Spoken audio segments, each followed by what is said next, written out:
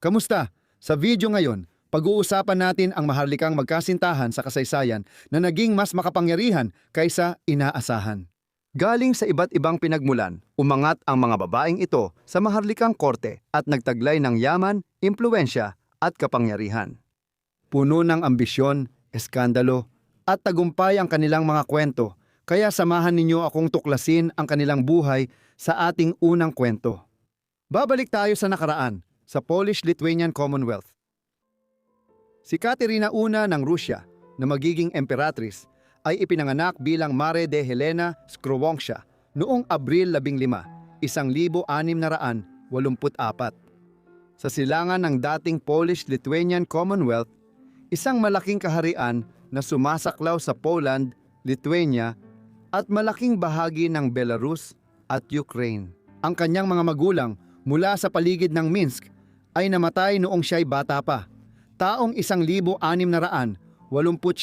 sa isa sa malalaking pagkalat ng bubonic plague sa silangang Europa. Noong 4 o 5 taon siya, naulila na siya.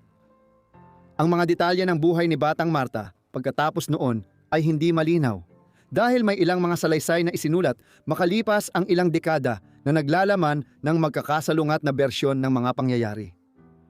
Ang pangkalahatang kwento ay nauwi siya sa pamumuhay noong dekada 90 sa bahay ni Johann. Si Ernst Glock, isang mangangaral na Lutheran mula sa Alemanya na kilala sa paggawa ng unang malaking salin ng Biblia sa wikang Latvian. Sa huling bahagi ng ika-17 siglo, aktibo siya sa rehiyon ng Baltic na ngayon ay Latvia. Nagtrabaho si Marta sa malaking bahay ni Glock noong bata pa siya, marahil bilang kasambahay ayon sa mga pira-pirasong impormasyon tungkol sa kanyang maagang buhay. Maaari nating itanong kung paano siya umangat mula rito para maging pinuno ng Russia. Nagsimula ang pag-angat na ito dahil sa masalimuot na geopolitika ng silangan at hilagang Europa noong unang makabagong panahon. Mula kalagitnaan ng ika-16 hanggang unang bahagi ng ika-18 siglo, sunod-sunod na malalaking digmaan ang yumanig sa rehiyong ito na tinawag na mga digmaang hilaga. Ang pangunahing kalahok dito ay ang Polish-Lithuanian Commonwealth, Sweden at Rusya. Nakataya rito ang malalawak na lupain sa mga hangganan ng mga bansang ito at ang kontrol sa Dagat Baltiko. Halimbawa, kontrolado ng Sweden ang malaking bahagi ng hilagang kanlurang Rusya, kabilang ang lugar ng kasalukuyang St. Petersburg. Madalas pag-awayan ang rehiyon ng Dagat Baltiko, lalo na ang dating Livonia na kinabibilangan ng kasalukuyang Latvia, Estonia at Lithuania. Isa ito sa mga pangunahing rehiyon ng pagtatalo ng muling magdigmaan ang Rusya at Sweden sa isang labanan na nakilala bilang Dakilang Digmaang Hilaga, at ito ay tatagal ng 21 mga taon. Si Marta, 16 anyos, ay nakatira noon sa Livonia, sa bahay ng pamilya Glock. Sumiklab ang digmaan at siya ay agad na napadpad sa magulong mundong ito, mundo noong 1702.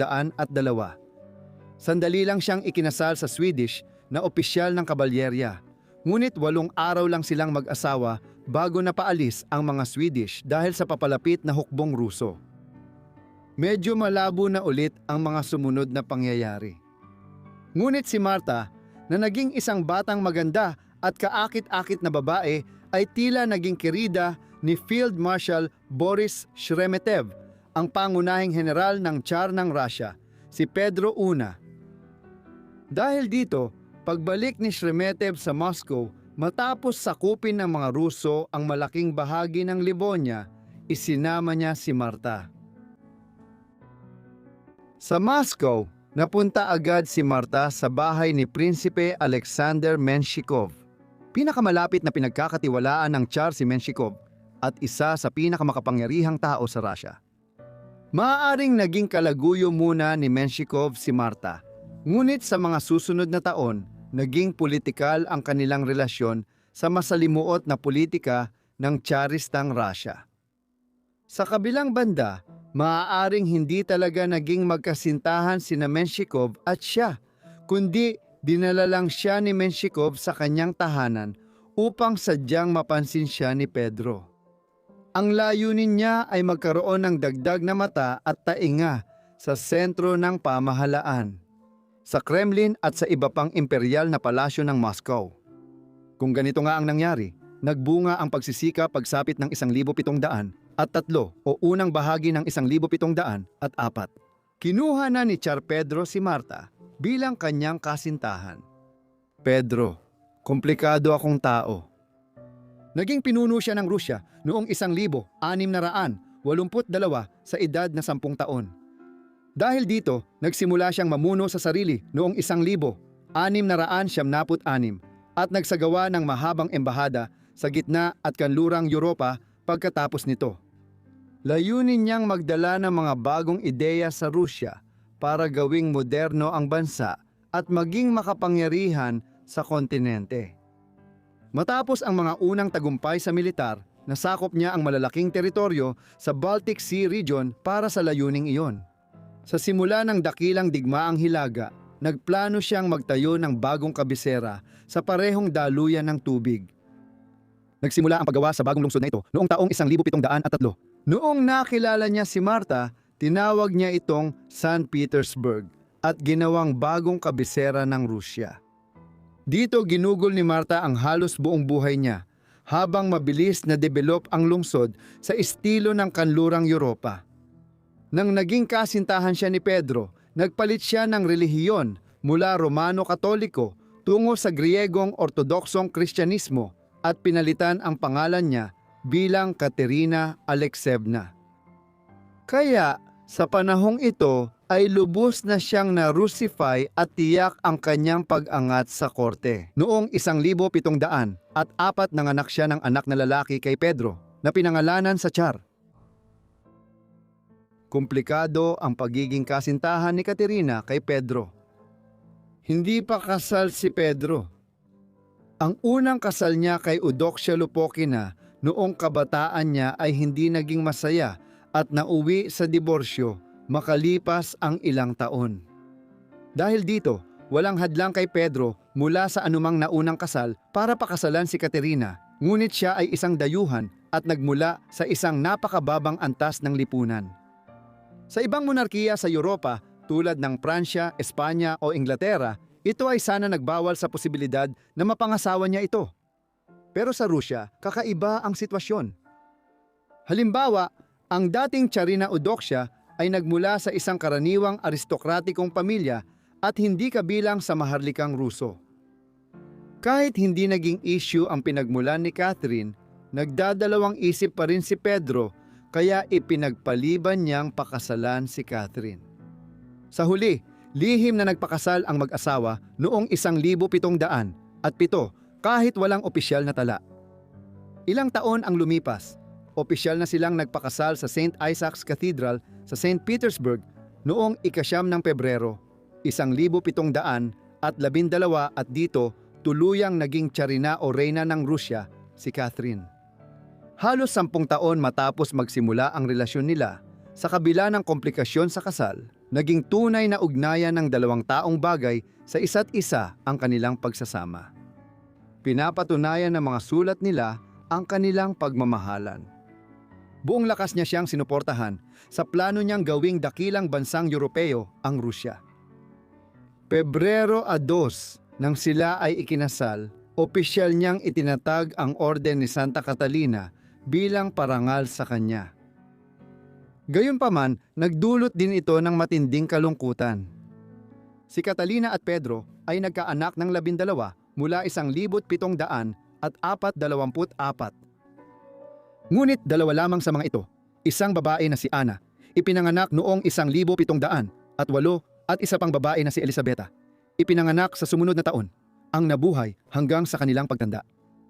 Karamihan sa iba ay namatay noong sanggol pa lang, alinman sa loob ng ilang linggo, buwan o bago 5 taon gulang.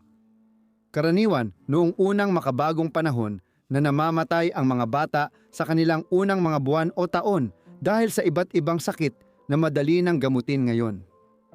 Ngunit kahit sa pamantayan ng panahon na iyon, ito ay isang di pangkaraniwang malupit na antas ng pagdurusa para kina Caterina at Pedro bilang mga magulang. Namatay si Pedro sa edad na 52 noong ika-25 ng buwan. Napakatagumpay ng kanyang pamumuno kaya nakilala siya sa bansag na Pedro ang Dakila. Ito ay dahil sa pagtatag niya ng Rusya bilang pangunahing kapangyarihan sa silangan at hilagang Europa. Pagkatapos ng pamamayani ng Sweden sa Baltic noong ika-17 siglo at pati na rin ang kanyang modernisasyon ng pamahalaan at lipunan ng Rusya. Siya, halimbawa, ang unang Tsar na nagtatag ng unibersidad sa Rusya. Ipinahayag niya ang pagsisimula ng imperyo ng Rusya noong 21, ginawang emperador ang sarili at si Caterina bilang emperatrice consorte. May issue pa rin sa pagmamana ng trono. Namatay si Pedro noong Enero 25 nang hindi pinapangalanan ang tagapagmana at wala rin siyang lehitimong anak na lalaki.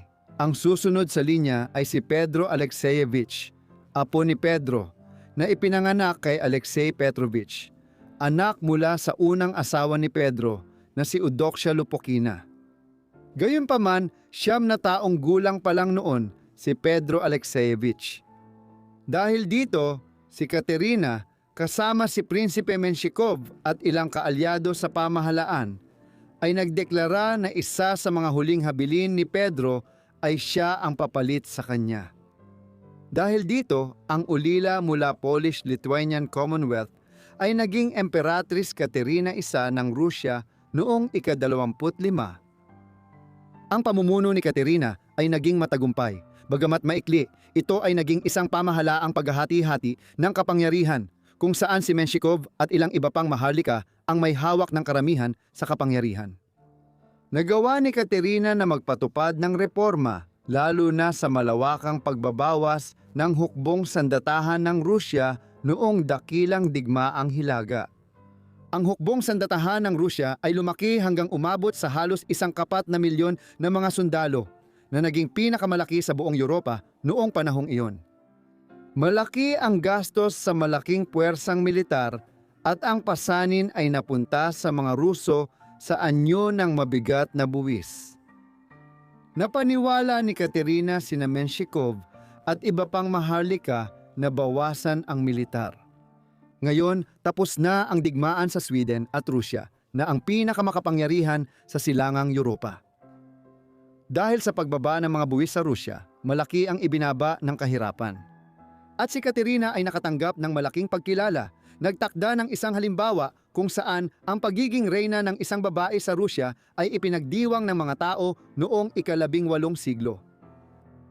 Nagsagawa si Caterina ng paghahanap sa Baltic Sea at Polish-Lithuanian Commonwealth para mahanap ang 4 niyang kapatid na matagal na niyang nahiwalayan. Dahil sa pagkamatay ng kanilang mga magulang, matagumpay niya itong nagawa at matapos muling makasama ang kanyang pamilya, ginawa niyang mga maharlika ng Rusya ang 4 niyang kapatid. Naging matagumpay ang pamumuno ni Caterina pero hindi ito nagtagal. Sa edad na 27, na-diagnose siyang may absyeso sa baga. Ang tunay na sakit ay malamang tuberculosis na hindi pa lubos natutukoy at napag-aaralan hanggang dekada 1820. Hindi tulad ni Peter, naghanda siya para sa paghalili at pinangalanan si Peter Alexeyevich bilang kanyang tagapagmana. Kaya siya ang pumalit kay Catherine bilang Peter Ikalawa nang mamatay ito noong Mayo 17, 1727 sa edad na 43.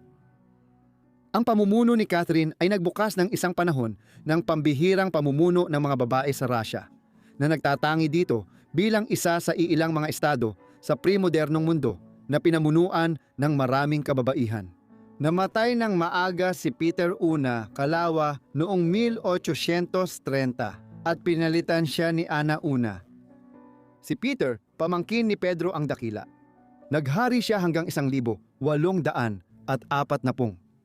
Pagkatapos, pumalit ang anak ni Catherine at si Pedro Elizabeth bilang Elizabeth I sa trono. Pagkamatay niya noong 62, pumalit si Pedro Ikatlo. Ngunit panandalian lang ang kanyang pamumuno dahil pinatalsik siya ng sariling asawa matapos ang 6 na buwan. Si Katerina ang namuno sa Rusya ng 34 na taon at pinalawak ang imperyo, kaya naging makapangyarihan sa Europa.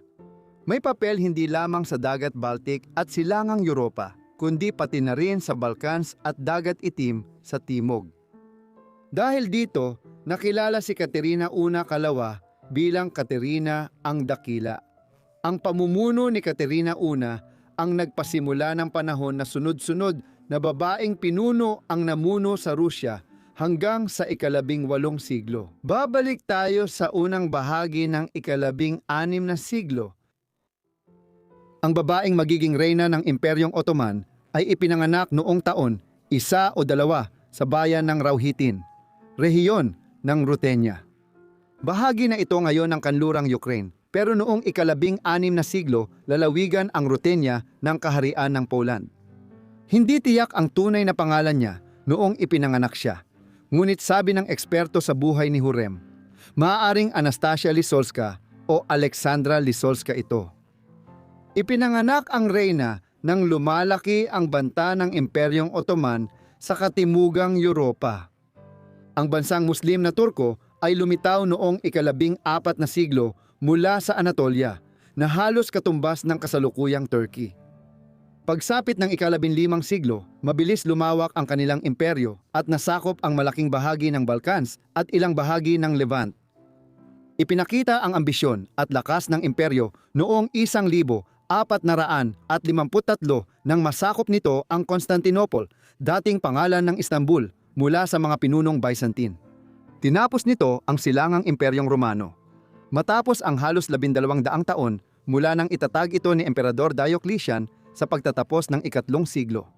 Ang mga sumunod pang digmaan sa mga darating na taon ay nagdala ng karagdagang pananakop sa Balkans, sa mga rehiyong tumutugma sa kasalukuyang Romania at Moldova.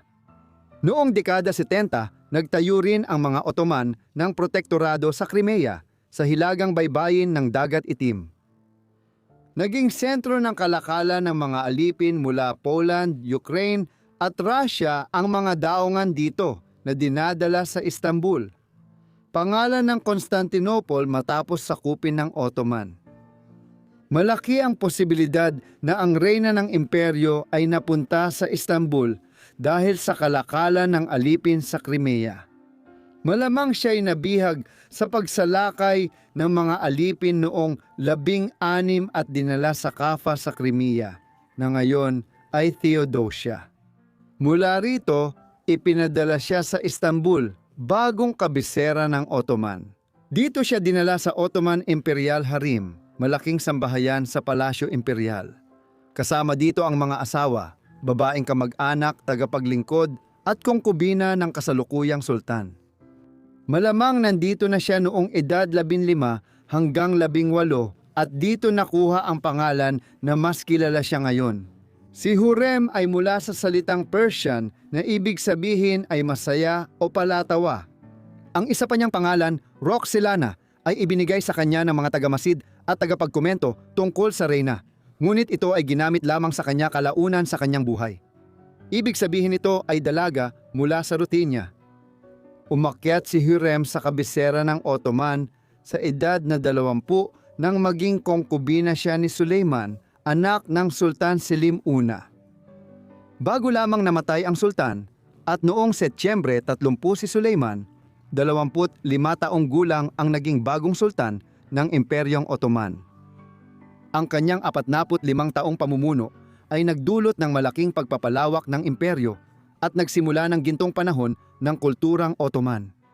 At dahil dito, siya ay nakilala ng mga susunod na henerasyon bilang Suleiman. Agad na umangat si Hurrem sa mataas na posisyon sa hanay ng mga kabit ni Solomon.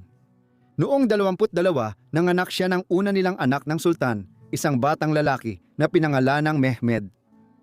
3 pang lalaki at isang babae ang sumunod sa loob ng 4 na taon, at ang ika-5 anak na lalaki ay isinilang noong 31. Isa sa mga pangunahing dahilan kung bakit napalapit si Solomon kay Hurrem sa simula ay dahil nagkaroon sila ng maraming anak.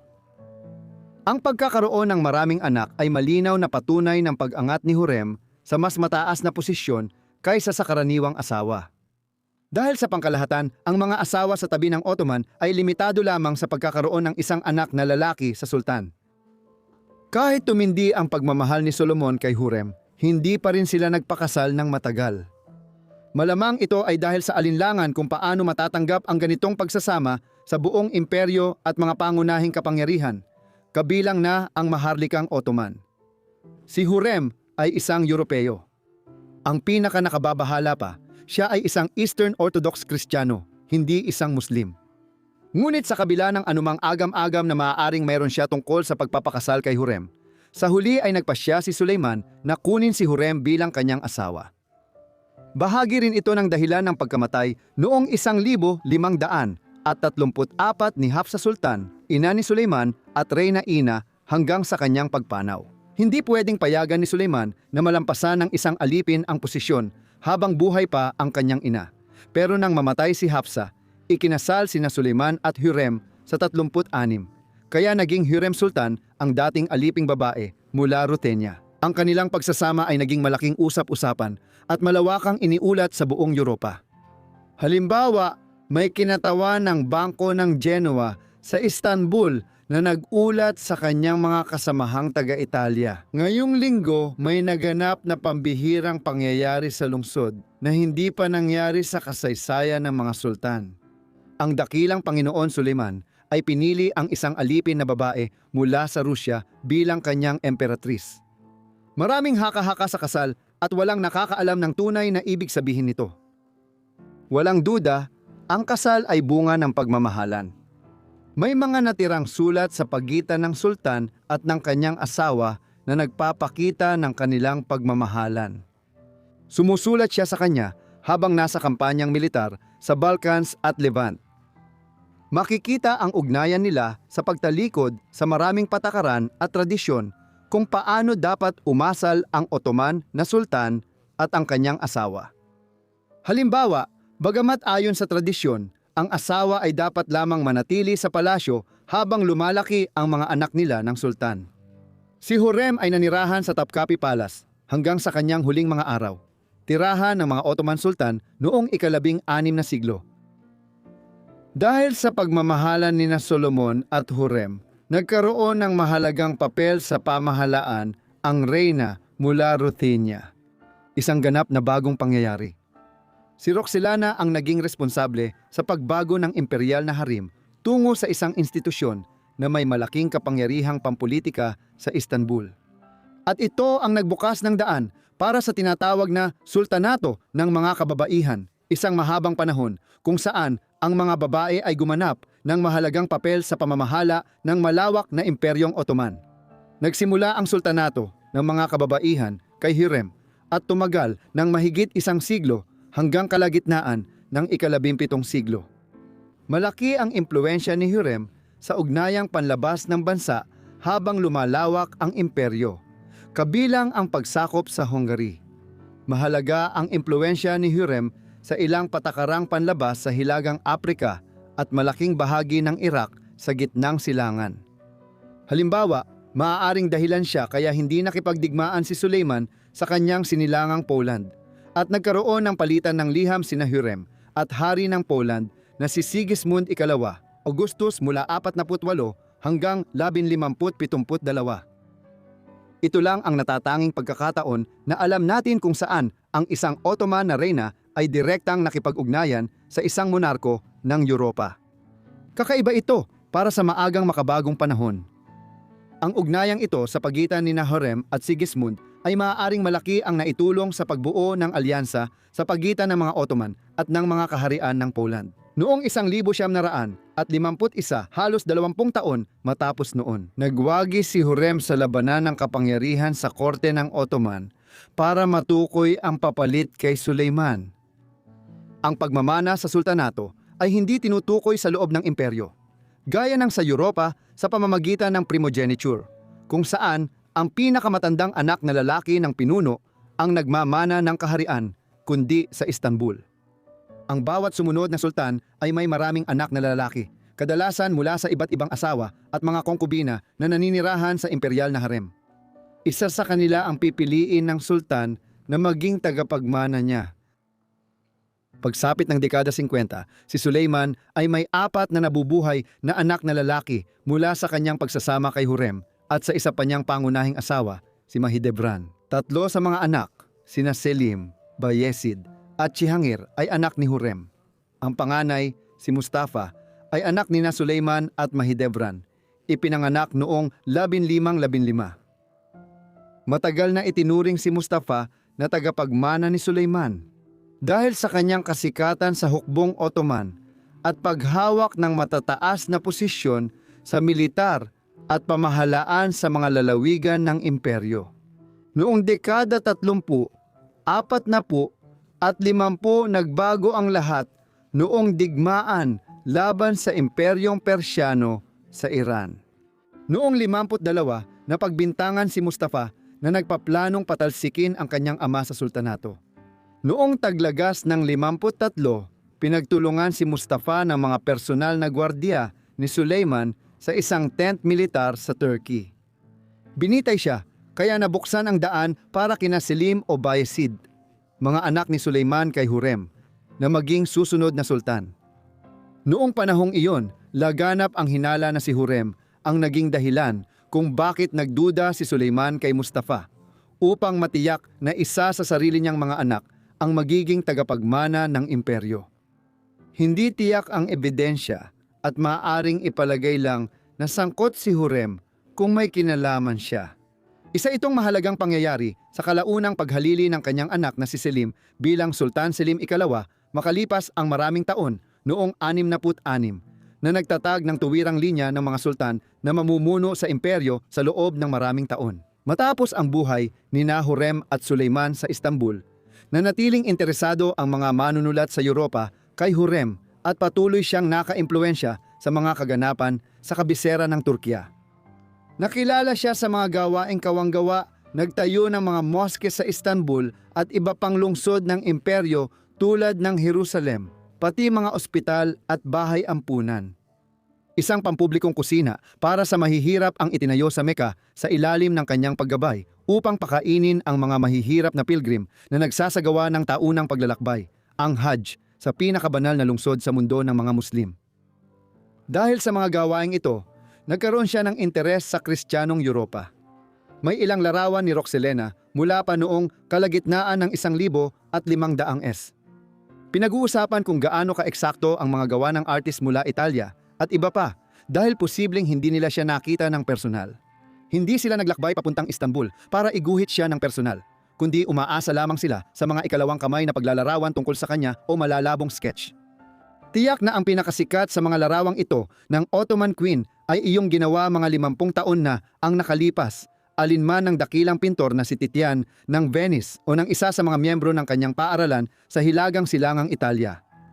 Namatay ang Ottoman Queen noong Abril 15, 1558. Malamang siya ay 56 na taong gulang, ngunit matagal nang nagdurusa sa iba't ibang sakit, gaya ng malaria at kabag. Nagdasal sa mosque na ipinatayo sa Istanbul ng lolo ni Suleiman na si Bayezid II. Binuhat ng mga pangunahing opisyal ng imperyo ang kabaong ni Hurrem sa kabisera ng Ottoman. Sa mga kalsada patungo sa Suleimania Mosque, imperial na mosque na itinayo ng kanyang asawa noong dekada 50. Inilibing siya sa sementeryo at agad itinayo ang marangyang libingan bilang parangal sa dating alipin mula Poland at Ukraine na naging reyna ng Imperyong Ottoman. Pagkalipas ng 8 taon, noong 1966, namatay ang asawa niyang si Suleiman at inilibing malapit kay Hürrem Sultan. Para sa ating ikatlong kwento, pupunta tayo sa dekada 30, Pransya. Si François d'Aubigné ay ipinanganak noong 7 ng Nobyembre, 35 sa bayan ng New York sa kanlurang Pransya. Ang ama niya ay si Constant d'Aubigné, mababang maharlika noong ika-17 siglo sa Pransya, at ang ina niya ay si Jeanne de Cardillac. Napunta si Constant sa New York dahil sa relihiyosong hidwaan.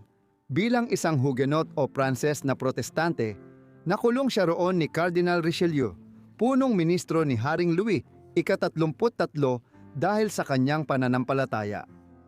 Dito, nakilala niya si Jean, ang anak ng kanyang tagapagbantay sa bilangguan, at makalipas ang ilang panahon, ipinaglihi si Francois. Ginugol ni Francois ang kanyang mga unang taon sa paglaki sa kakaibang sitwasyon. Ang ama niya ay nakakulong sa bilangguan na pinapatakbo ng kanyang lolo sa ina. Pinalaya si Constant noong 1945 taon si Francois noon. Umalis sila agad papuntang West Indies sa Caribbean, kung saan tiniyak kay Constant na siya ang magiging gobernador ng maliit na isla ng Maria Galante. Gayunpaman, pagdating nila doon, natuklasan nilang maling impormasyon pala ito. Sa huli, bumalik ang pamilya sa Pransya at namatay doon ang ama ni Francois noong 1947.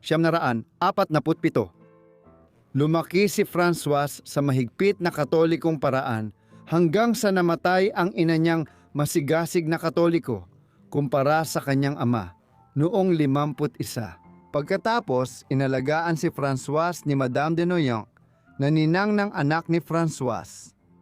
Sabik na mapaalis ni Madame de Noyant ang kanyang bagong inaalagaan, kaya agad niya itong ipinadala sa bahay ni Paul Scarron, isang kilalang Pranses na makata at manunulat na may kapansanan. Ikinasal si Francois sa kanya makalipas ang ilang buwan, kahit na may 25 taong agwat sa edad. Sinabi niyang mas gusto niyang pakasalan si Scarron kaysa pumasok sa kumbento bilang asawa ni Scarron. Pinamunuan niya ang kanyang literary salon. Sa mga sumunod na taon, naging kakaiba ang kanilang kasal at may nagsabing hindi ito talaga naisakatuparan. Sa anumang kaso, mayroong katapatan sa pagitan nila at nanatiling tagapag-alaga ni Paul si Francois habang lumalala ang kalusugan nito bago siya tuluyang pumanaw. Noong 69 taon matapos ang kanilang kasal. Kaya noong 60, naging balo si Francois, nakakalampas lang sa edad na 25. Wala rin siyang anak at dahil sa ganda niya, natukso siyang maging kurtisano.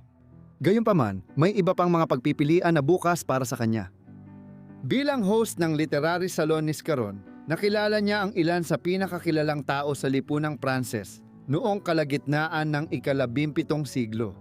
Umabot ito sa korte kung saan pumayag si Ana ng Austria, ina ni Haring Luis XIV, na bigyan siya ng taunang allowance na 2,000 libre. Malaking halaga ang perang iyon noon, sapat para mamuhay si Francois ng maayos kahit hindi na siya mag-asawa. Dahil dito, ginugol niya ang dekada 60 sa pagpapatuloy ng trabaho sa lipunang pampanitikan ng Paris at Pransya. Lahat ay nagbago noong 66. Pumanaw ang reyna-ina ng taon na iyon at dahil sa kakulangan ng pera, itinigil ng hari ang pagbabayad kay Francois na wala na rin silang ugnayan. Tinanggap ni Francois ang alok mula kay Françoise Athénaïle de Rochechouart, Marquesa de Montespan, isa sa mga kabit ng hari na bumisita sa korte. Mabilis siyang napunta sa posisyon. Kahit kasal si Louis XIV kay Reyna Maria Teresa, marami siyang naging kabit at nagkaanak pa siya ng 7 anak na hindi lehitimo kay Montespan.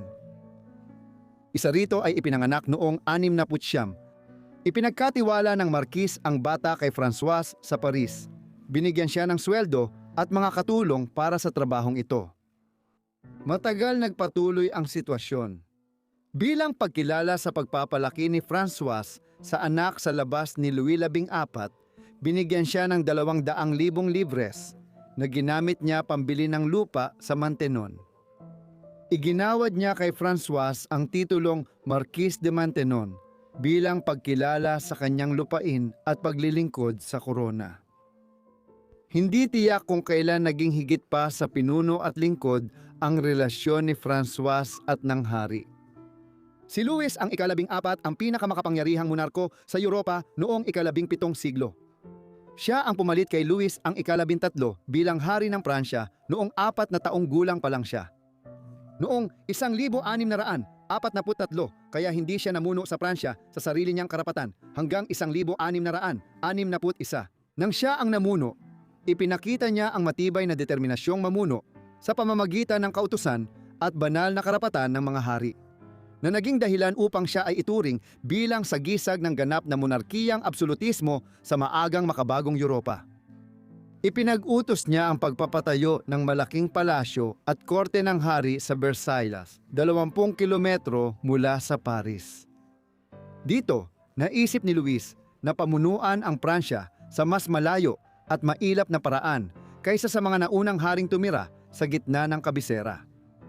Sa Versailles, nagsimula ang relasyon ni na François at Luis. Nagsimula noong 73 at malinaw na nagpapatuloy ito hanggang 1,678. Pagsapit ng unang bahagi ng dekada 80, siya na ang pangunahing kabit ni Haring Luis at napalitan na niya si Marquis de Montespan sa puso ng hari. Mukhang nabighani si Luis sa babaeng kayang makipag-usap sa kanya tungkol sa politika, ekonomiya at panitikan ng Pransya. Ang totoong nagbago noong 1683 ay ang pagkamatay ng matagal ng nagtitiis na asawang si Reyna Maria Teresa ni Luis noong Hulyo 30. Dahil sa komplikasyon ng pigsa sa braso, binuksan ng pagkamatay ng Reyna ang posibilidad na muling mag-asawa si Luis. Ngunit sa isang hindi pangkaraniwang desisyon, nagpasya ang hari ng Pransya na pakasalan ang kanyang kalaguyo, ngunit hindi sa opisyal na paraan. Ilang sandali matapos ang pagkamatay ng dating Reyna, ikinasal sina Hari at François sa isang pribadong seremonya na pinangunahan ng Arsobispo ng Paris, François de Harlay de Champollion. Kadalasang pinaniniwalaang nangyari ito noong Oktubre 1863, ngunit may iba ring nagsasabing ang lihim na kasal ay naganap noong Enero 1864. Ang seremonya ay dinaluhan ng ilang tao, kasama ang kumpesor ng hari at ilang opisyal ng korte. Dahil dito, kakaunti lamang ang mga taong tunay na nakasaksi sa seremonya at ang mga detalye ng lihim na kasal ay bihira at kalat-kalat. Malinaw ngayon na nangyari ito noong taglagas ng 83 o sumunod na taglamig. Si François d'Aubigné, Marquis ng Maintenon, ay naging reyna ng Pransya. Isang reyna na halos walang nakakaalam na siya ang bagong asawa ng hari. Iba't ibang paliwanag ang inilahad kung bakit itinago ang kasal. May ilan ang nagsabing ang relasyon ng mag-asawa bago namatay si Reyna Maria Teresa ay posibleng magdulot ng iskandalo. Tila hindi tinanggap si François dahil mas mababa ang katayuan niya sa lipunan. Ayon sa kaugalian noon, inaasahan na ang hari tulad ni Luis ay mag-aasawa ng maharlika mula sa ibang pamilyang monarkiya sa Europa para maging opisyal ang kasal. Hindi natupad ni François ang kondisyon, kaya hindi kinilala ang kasal sa mas malaking kaharian. Malinaw marahil sa lahat ng may mata kung ano ang bagong ayos dito sa Versailles. Tulad ng sa ibang maharlikang palasyo, noong unang panahon, magkahiwalay ng silid ang hari at reyna. Agad ding inilagay si François sa mga silid sa itaas ng grandeng hagdanan sa Versailles, kaharap ng mga silid ng hari. Dahil dito, napansin ng mga kasabayan na mula noon, palaging ginugugol ng hari ang malaking bahagi ng kanyang araw kay François. Dahil dito, at sa kanyang talino at edukasyon, lumitaw ang tanong, hanggang saan nakaapekto ang lihim na reyna ng Pransya sa politika at lipunan? Ang impluensyang politikal at epekto ng bagong reyna sa lipunan ng Pransya sa mga sumunod na taon ay naging paksa ng matinding pagtatalo. Binatikos siya ng mga protestante dahil pinaniniwala ang sangkot siya sa desisyon ni Luis na ibalik ang pag-uusig sa mga protestante sa Pransya. Noong 1685, binawi ang Edict of Nantes na nagbigay ng kalayaang panrelihiyon sa mga Pranses noong halos buong ika-17 siglo. Gayunpaman, walang ebidensya na nagpapakita na may kinalaman si François sa naging desisyon ng kanyang bagong asawa. At ito ay pawang pagkakataon lamang na ginawa ni Luis ang mahigpit na hakbang na ito matapos ang kanyang lihim na kasal sa kanyang pangalawang asawa. Ayon sa mga bagong pag-aaral, kabaligtaran ang resulta at ito ay isang lihim. Matindi ang pagtutol ng reyna sa matitinding pag-uusig sa mga protestante ng Pransya sa mga sumunod na taon. Sa totoo, hindi malaki ang impluwensya ni Francois sa unang 7 taon bilang reyna. Nagbago ang lahat noong sandaan nang magsimula ang digmaan ng pagmamana sa Espanya sa Europa. At karaniwang nauunawaan na nagsimulang umasa ng mas malaki si Louis sa kanyang asawa upang bigyan siya ng payo-payo. Sa kalaunan, ang pangunahing labanan na nagtapat sa Pransya at Espanya laban sa malawak na koalisyon ng mga kapangyarihang Europeo na pinamumunuan ng Britanya, Austria at ng Dutch Republic ay tatagal hanggang 14. Pinaniniwalaan na si Francois ang hindi opisyal na ministro ng gobyerno ng kanyang asawa. Isa sa pinakamahalagang aspeto ng panahon ni Francois bilang reyna ay ang kanyang pagsuporta sa edukasyon ng mga kababaihan. Itinatag niya ang Maison Royale de Saint-Louis sa Saint-Cyr sa Paris. Dito, binigyan ng edukasyon ang mga batang babaeng Pranses mula sa mahihirap na pamilyang maharlika. Isa itong edukasyon na hindi lang nakabatay sa mahigpit na Katolisismo, gaya ng maraming paaralan para sa mga aristokrata, kundi nagbibigay din ng literary at sosyal na edukasyon sa mga kababaihang ito. Malawak ang paaralan at kasya ang 250 estudyante. Matapos ito, maraming guro ang nagturo ng aritmetika, geometria, pagbasa, pagsulat, heograpiya, kasaysayan at iba pang asignatura. Mahalaga rin ang oras ng paglilibang sa paghubog ng sopistikadong pag-iisip ng mga magiging miyembro ng maharlikang Pranses. Hinikayat ang mga estudyante na maglaro ng chess, checkers at iba pang uso noon. Si Francois ay kalaunang maghahari bilang lihim na reyna ng Pransya sa loob ng 32 taon. Si Louis, ang ika-14, ay namatay lamang noong unang araw ng Setyembre, 15, na naging dahilan upang ang kanyang pamumuno na 72 taon at 110 araw ay maging pinakamahabang paghahari ng sinumang monarko sa Europa sa kasaysayan. Kagiliw-giliw kahit matagal nang magkasama, hindi nagkaanak ang mag-asawa. Si Francois ay nasa late 40 nang ikasal sila at wala ring anak sa dati niyang relasyon. Noong dekada 70, matapos mamatay ang kanyang asawa, pinalitan siya ng kanyang apo sa tuhod dahil mas mahaba ang buhay ng hari ng araw kaysa mga lehitimong tagapagmana.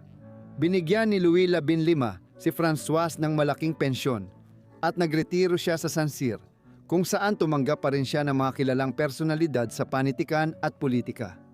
Kasama rito si Tsar Pedro, ang dakila ng Rusya, sa isa sa kanyang sikat na paglalakbay sa Europa para gawing moderno ang Rusya. Si Francois ay namatay noong Abril 15, 19 sa edad na 33 at hindi kailanman naging reyna ng Pransya. Hindi siya binigyan ng pambansang libing o inilibing sa Royal Tomb, kundi inilibing ayon sa kanyang nais, sa bakuran ng paaralang itinatag niya sa Saint-Cyr. Ipinamana niya ang malaking ari-arian sa Mantenon sa kanyang pamangkin, Dukesa ng Noailles, dahil sa kakaibang kasunduang pangkasal nila ni Louis XIV. Kilala siya ng ilang manunulat at lumitaw sa mga akda nina Alexandre Dumas, F. Scott Fitzgerald at Arthur Conan Doyle. Sa Pransya pa rin ang huling kwento natin, pero lilipat tayo sa unang bahagi ng ika-18 siglo. Ipinanganak si Jeanne Antoinette Poisson noong Disyembre 20, 1721 sa Paris. Ang kanyang mga magulang ay sina François Poisson at Madeleine de la Motte na medyo matagumpay. May hinala na nagkaroon ng relasyon sa labas ng kasal ang ina niya, kaya posibleng hindi si François Poisson ang tunay na ama ni Jeanne. Maaaring si Jean-Paris de Montmartel ang tagapondo o si Charles-François Paul Lenormand de Tournam ang tagasingil ng buwis. Si Lenormand de Tournam ang naging legal na tagapangalaga niya nang tumakas si François Poisson noong 1725 dahil sa utang. Lumaki si Jeanne na kilalang sakitin. Sa 9 na taon, pinauwi siya mula sa Ursuline na kumbento sa Poissy kung saan siya nag-aral mula 5 taong gulang. Nagkasakit siya malamang ubot-sipon o pertussis. Pag-uwi niya, pinasukan ni Lenormand de Tournem ng pribadong edukasyon sa bahay at kinuha ang pinakamahusay na mga guro. Hindi siya mahusay sa tradisyonal na akademiko, ngunit namukadkad siya sa ilalim ng pagtuturo sa sining. Tinuruan siya ng sayaw, pagguhit, pagpinta, teatro at iba pa. Sikat siya sa pagmememorya ng dula at pagiging matibay na taga-suporta ng sining noong bata pa siya. Pagbalik mula sa Ursuline Convent, dinala siya ng ina sa isang manghuhula. Doon, sinabi sa kanya na balang araw ay maghahari siya sa puso ng isang hari. Mahigpit na pinanghawakan ng ina ni Jean ang hula na iyon at iginiit na balang araw ay matutupad ng kanyang anak ang tadhana niyang iyon. Tinawag na niya ang anak niyang Reynette na ibig sabihin ay munting reyna. Masaya ang pagkabata ni Jean na kalaunan ay natapos nang siya ay ikasal kay Charles François, ang pamangkin ni Paul Lenormand de Tournem, si Charles Guillaume Lenormand de Etiole, sa edad na 19. Si Lenormand de Tournem, na siya pa ring tagapangalaga ni Jean, ang siyang nagpasimula ng relasyon ni Jean at ng kanyang pamangkin. Dahil magkakaroon siya ng malaking pakinabang na pinansyal mula sa kasal. Pagkatapos ng kasal, ginawa ni Lenormand de Tournem ang kanyang pamangkin na nag-iisang tagapagmana, kaya napunta sa bagong kasal ang ari-arian niya sa Etiole. Ang ari-arian ay matatagpuan sa gilid ng Royal Hunting Grounds, isang bagay na magiging mahalaga para sa mga plano ni Jean sa hinaharap.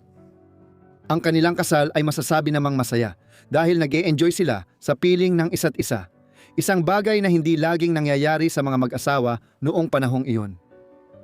Sa huli, labis na na-in-love si Charles kay Jean. Hindi sigurado kung ganoon din si Jean, pero nagmalasakit siya kay Charles. Nangako siyang magiging tapat at mananatili maliban kung ang lalaki ay ang hari. Pero hindi niya iyon sinabi kay Charles.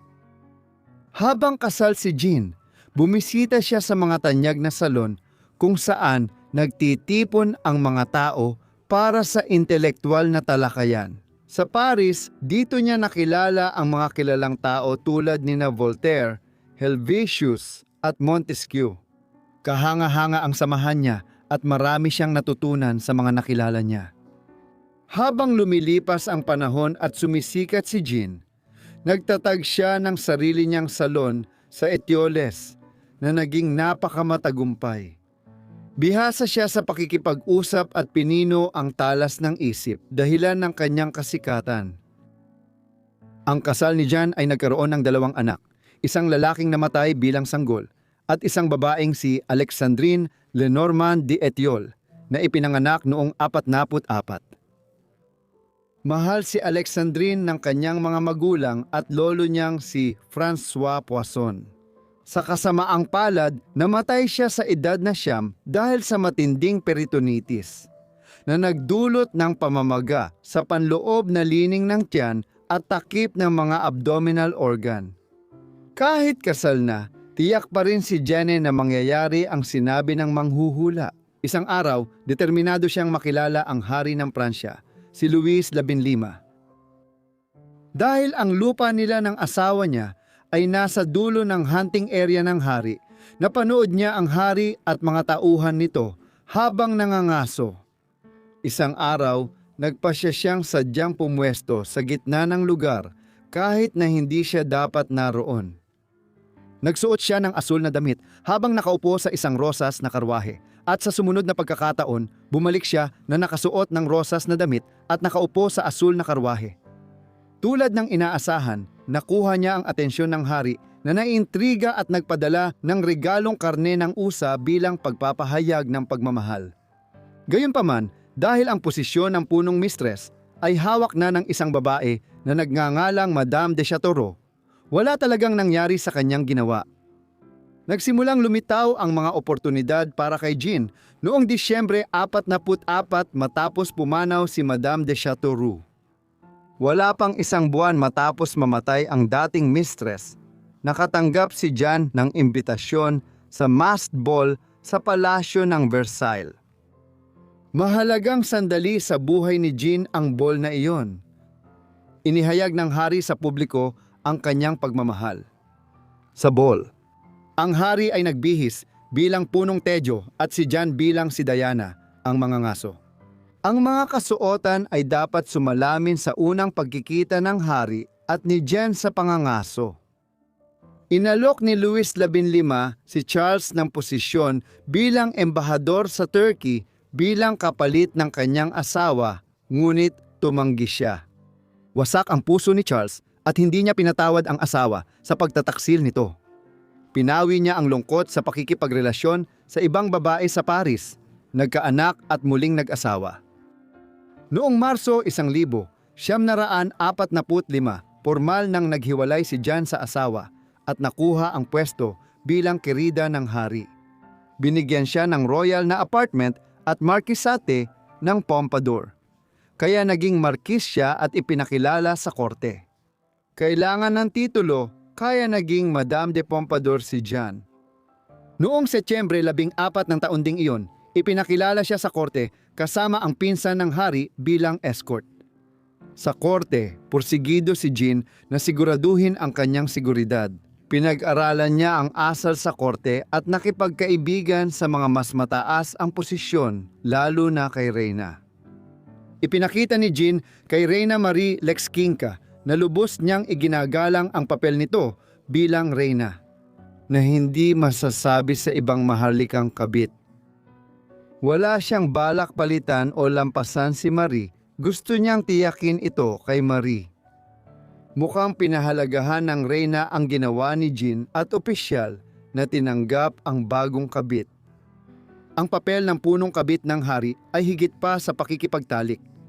Si Madame de Pompadour ay naging dukesa at ika-13 dama ng Reyna, ang pinakamataas na posisyon para sa babae sa korte. Siya ba ang naging punong ministro? Siya ang namamahala sa promosyon, pabor at pagpapaalis. Nag-ambag pa nga siya sa pambansa at panlabas na politika.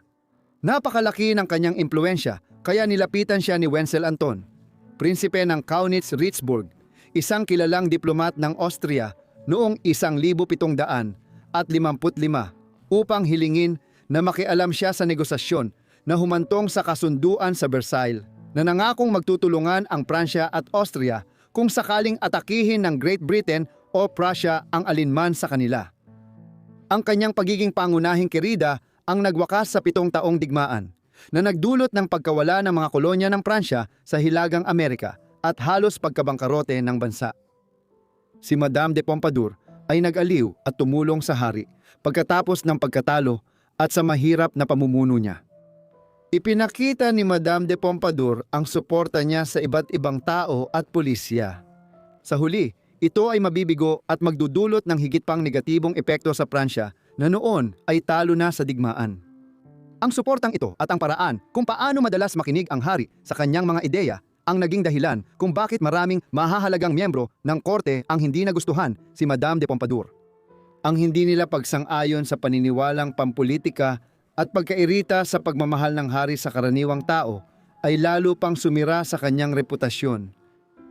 Sa kabila ng mga pulisiyang sinuportahan niya na nakasama sa bansa matapos ang digmaan. Si Madame de Pompadour ay sumuporta sa mga ministro na nagpatupad ng mahahalagang reforma sa pananalapi, ekonomiya, kalakalan, infrastruktura at buwis na nagpaunlad sa pananalapi ng Pransya. Sa kabila ng mga kaaway, patuloy na sinuportahan ni Haring Louis XV si Madame de Pompadour. Kahit matapos ang ugnayang sexual nila noong 50, nanatili siyang pinakamalapit na kaibigan at tagapayo ng hari. Kilala ang hari sa kanyang kalungkutan at sinasabing si Madame de Pompadour lang ang nakakatanggal nito. Sa kalaunan, siya na lang ang pinagkakatiwalaan ng hari at siya rin ang nag-aayos ng mga kasiyahan at pangangaso para rito. Ang suporta ni Madame de Pompadour sa sining at mga ideya ng panahon ng Enlightenment ay maituturing na pinakamahalaga niyang naging impluensya. Marami siyang na-inspire at sinuportahan, kabilang ang Physiocrates School na nagbukas ng daan para kay Adam Smith at sa kanyang mga teorya. Bumili siya ng pabrika ng porselana, naging modelo ng pinta at eskultura, at sinuportahan ang mga baguhang printmaker at mahuhusay na aktres sa mga palabas sa Versailles. Sinasabing siya rin ang nagbigay inspirasyon sa tanyag na rokoko na estilo ng sining sa pamamagitan ng kanyang suporta sa lahat ng bagay na may kinalaman sa pagkamalikhain. Tumulong siya sa pagpapaangat sa Paris bilang sentro ng panlasa at kultura sa Europa. Pagkatapos ng sexual na relasyon ni Madame de Pompadour sa hari, naging matatag siyang kaibigan ng hari hanggang sa kanyang kamatayan. Mula nang magka-whooping cough siya sa 9 na taon at huminto sa pag-aaral, palagi na siyang nagkakasakit. Palagi siyang sakitin, laging may sipon, bronchitis, pag-ubo ng dugo at sakit ng ulo. Naranasan din niya ang 3 pagkalaglag habang may relasyon kay hari na nagpalala pa sa kanyang mahinang kalusugan. Namatay si Madame de Pompadour sa edad na 42 dahil sa tuberculosis. Tapat sa kanya ang hari, sinikap niyang alagaan at ibalik ang kalusugan nito ngunit nabigo. Sa kanyang pagkamatay, nagdiwang ang mga kaaway habang labis namang nalungkot ang hari, mga artista at palaisip na sinuportahan niya. Isinulat ni Voltaire, "Ako ay labis na nalulungkot sa pagkamatay ni Madame de Pompadour. May utang na loob ako at nagluluksa bilang pasasalamat sa kanya." Parang katawa-tawa na habang ang isang matandang tagasulat na halos hindi na makalakad ay buhay pa rin. Isang magandang babae na nasa kasagsagan ng karera ang namatay sa edad na 42 ayon sa ulat ng hari habang pinapanood si Marie umalis sa Versailles na umuulan at inuubo. Ang markesa ay hindi magkakaroon ng magandang panahon sa kanyang paglalakbay. Ibig sabihin, ang markesa ay hindi makakaranas ng magandang panahon sa kanyang biyahe. Salamat sa panonood ng video tungkol sa mga maharlikang magkasintahan sa kasaysayan. Sana ay naging interesante ito para sa inyo. Maligayang bagong taon. Sana nag-enjoy kayo kasama ang pamilya at kaibigan. Kung gusto ninyo ng mas mahahabang video, ipaalam lang ninyo sa akin. At kung gusto ninyo ng mas marami pang video tungkol sa ganitong paksa, sabihin lang ninyo sa comments sa ibaba. Kung di ka pa subscribed, sana mag-subscribe ka na. Sana naka-on ang notifications ninyo para makita agad ang videos ko kapag nag-upload ako. Hanggang dito muna, magkita tayo ulit sa susunod na Forgotten Lives. Salamat!